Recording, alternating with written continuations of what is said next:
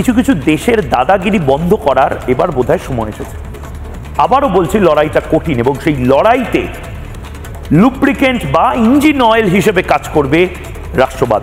একটা গর্বিত, একটা অত্যন্ত জেদি জাতি বা একটা দেশই পারে নিজেদের স্বয়ং সম্পূর্ণ হিসেবে প্রতিষ্ঠিত করতে। একটা দেশ, যে দেশটা জেদি, যে দেশটা চাইছে যে হ্যাঁ আমাদের হয়তো সাময়িক ক্ষতি হবে।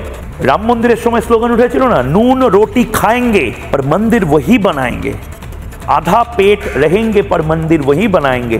ঠিক সেভাবেই পাকিস্তানকে ধ্বংস করার জন্য আমরা দেখেছিলাম যে হিরিকটা উঠেছিল, নুন রোটি খাएंगे पर मिसाइल वही गिराएंगे। সেরকম বোধহয় ভারতবর্ষের এই মুহূর্তে একটা জেদের প্রয়োজন, যেখানে ভারতবাসীরা বলবে যে হ্যাঁ ঠিক আছে, আমাদের স্বাধীনতার সময় যেটা হয়েছিল, বিদেশি পণ্য ভালো, দরকার নেই, একটু কম ভালো, একটু খারাপ পণ্য সেগুলো ব্যবহার করবো, কিন্তু সেগুলো দেশীয় পণ্য হতে হবে।